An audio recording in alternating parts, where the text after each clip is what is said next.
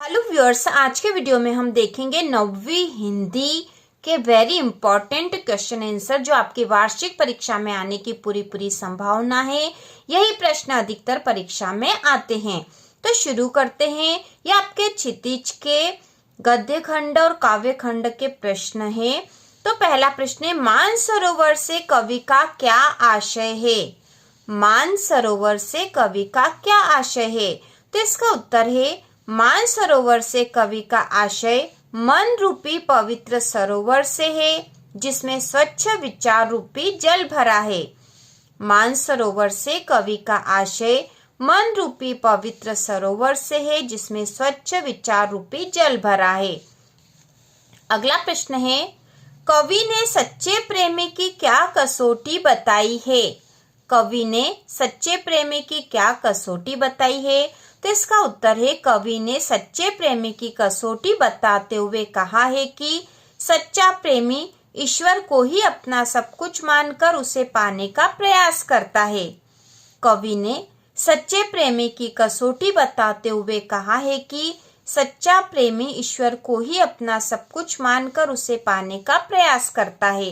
तो ये सारे जो महत्वपूर्ण प्रश्न हैं, आप ये एक या दो बार इनको याद कर लोगे, सुन लोगे तो आपको ये याद रहेंगे। एग्जाम में आप इनको लिख भी सकोगे।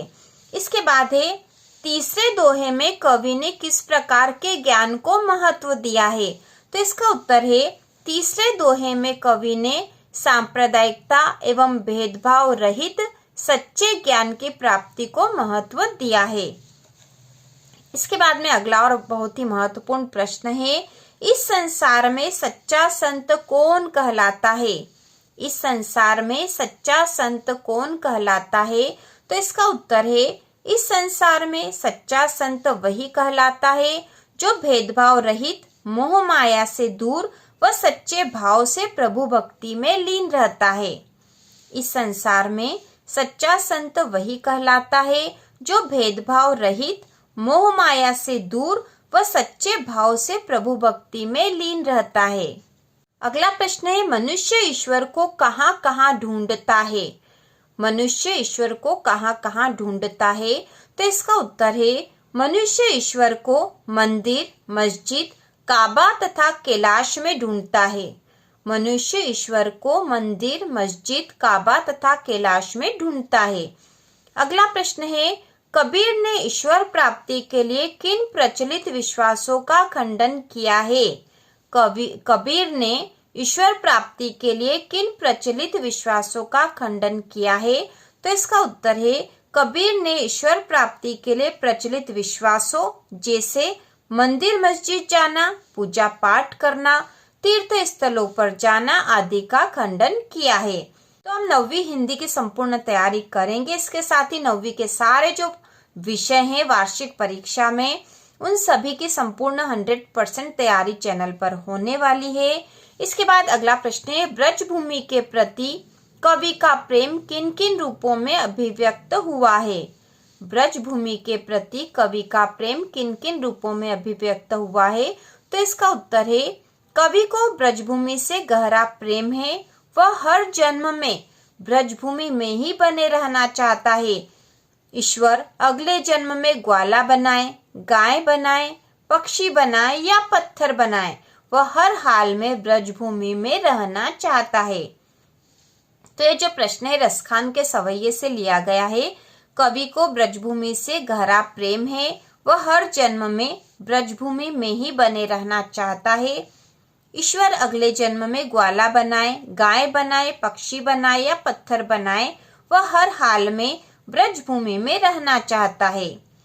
इसके बाद अगला प्रश्न है, कवि का ब्रज के वन, बाग और तालाब को निहारने के पीछे क्या कारण है। कवि का, तो यहाँ पे कवि रसखान भी लिखा हुआ आ सकता है। कवि रसखान का ब्रज के वन, बाग और तालाब को निहारने के पीछे क्या कारण है। तो इसका उत्तर है, कवि रसखान श्री कृष्ण के अनन्य भक्त हैं। वे श्री कृष्ण और उनकी हर वस्तु से प्रेम करते हैं। श्री कृष्ण जहाँ भी रहे, जिन वस्तुओं को छुआ था, उन सभी से रसखान प्रेम करते हैं। इसलिए रसखान ब्रज के वन, बाग और तालाब को प्रेम से निहारना चाहते हैं। कवि रसखान श्री कृष्ण के अनन्य भक्त हैं। वे श्री कृष्ण और उनकी हर वस्तु से प्रेम करते हैं। श्री कृष्ण जहाँ भी रहे, जिन वस्तुओं को छुआ था उन सभी से रसखान प्रेम करते हैं। इसलिए रसखान ब्रज के वन, बाग और तालाब को प्रेम से निहारना चाहते हैं। इसके बाद अगला प्रश्न है, सखी ने गोपी से श्री कृष्ण का कैसा रूप धारण करने का आग्रह किया है? सखी ने गोपी से श्री कृष्ण का कैसा रूप धारण करने का आग्रह किया है? तो इसका उत्तर है, सखी ने गोपी से श्री कृष्ण के उस रूप को धारण करने का आग्रह किया है जिसमें श्री कृष्ण सिर पर मोर मुकुट, गले में कुंजों की माला, तन पर पीले वस्त्र धारण करते हैं। सखी ने गोपी से श्री कृष्ण के उस रूप को धारण करने का आग्रह किया है जिसमें श्री कृष्ण सिर पर मोर मुकुट, गले में कुंजों की माला, तन पर पीले वस्त्र धारण करते हैं। अगला प्रश्न है, कालिंदी कुल कदम्ब की डारने में कौन सा अलंकार है? तो यहाँ पर अनुप्रास अलंकार है क्योंकि यहाँ क वर्ण की आवृत्ति हो रही है। इसके बाद अगला प्रश्न है, कोयल की कूक सुनकर कवि की क्या प्रतिक्रिया थी? कोयल की कूक सुनकर कवि की क्या प्रतिक्रिया थी? तो इसका उत्तर है, कोयल अर्धरात्रि में कूक रही थी जिससे कवि असहज हो गए। वे सोचने लगे कि कोयल क्या संदेश देना चाहती है।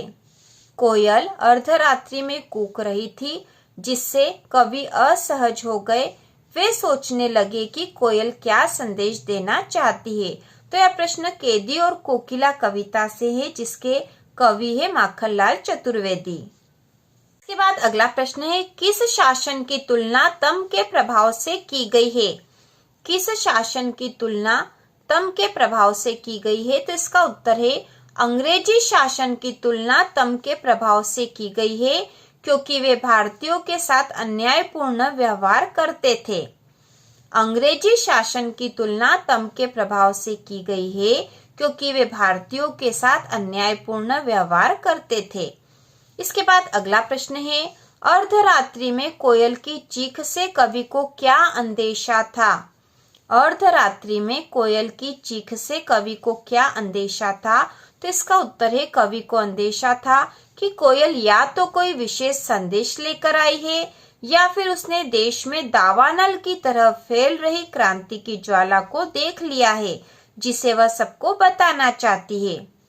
कवि को अंदेशा था कि कोयल या तो कोई विशेष संदेश लेकर आई है या फिर उसने देश में दावानल की तरह फैल रही क्रांति की ज्वाला को देख लिया है जिसे वह सबको बताना चाहती है। इसके बाद अगला प्रश्न है, कवि ने गांव को हरता जन्मन क्यों कहा है? कवि ने गांव को हरता जन्मन क्यों कहा है?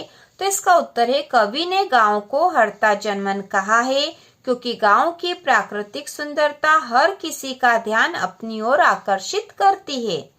कवि ने गांव को हरता जन्मन कहा है क्योंकि गांव की प्राकृतिक सुंदरता हर किसी का ध्यान अपनी ओर आकर्षित करती है। अगला प्रश्न है, कविता में किस मौसम के सौंदर्य का वर्णन है? तो यहाँ पे जो कविता है वह ग्रामश्री है। ठीक है, यहाँ पे ऐसा भी प्रश्न आ सकता है, कविता ग्रामश्री या ग्रामश्री कविता में किस मौसम के सौंदर्य का वर्णन है? तो ग्रामश्री कविता के कवि सुमित्रा नंदन पंत है जिन्हें प्रकृति का सुकुमार कवि भी कहा जाता है, आपको पता होना चाहिए। तो कविता में किस मौसम के सौंदर्य का वर्णन है? इसका उत्तर है, कविता में शिशिर और बसंत ऋतु का वर्णन है क्योंकि इसी ऋतु में पेड़ों से पत्ते गिरते हैं और वृक्षों में नए पत्ते, फल फूल आने लगते हैं। इसके बाद अगला प्रश्न है, गांव को मरकत डिब्बे सा खुला क्यों कहा गया है? गांव को मरकत डिब्बे सा खुला क्यों कहा गया है? तो इसका उत्तर है, मरकत के हरे रंग की तुलना गांव की हरियाली से की गई है। गांव का वातावरण भी मरकत के खुले डिब्बे के समान हरा भरा व खुला सा रहता है, इसलिए गांव को मरकत डिब्बे सा खुला कहा गया है। मरकत के हरे रंग की तुलना गांव की हरियाली से की गई है। गांव का वातावरण भी मरकत के खुले डिब्बे के समान हरा भरा व खुला खुला सा लगता है, इसलिए गांव को मरकत डिब्बे सा खुला कहा गया है। इसके बाद अगला प्रश्न है, अरहर और सनई के खेत कवि को कैसे दिखाई देते हैं? अरहर और सनई के खेत कवि को कैसे दिखाई देते हैं?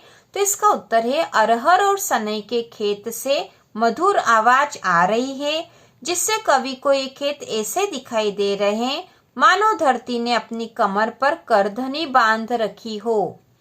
अरहर और सनई के खेत से मधुर आवाज आ रही है, जिससे कवि को ये खेत ऐसे दिखाई दे रहे हैं मानो धरती ने अपनी कमर पर करधनी बांध रखी हो। इस प्रकार हमने हिंदी विषय के महत्वपूर्ण प्रश्न उत्तर देखे हैं।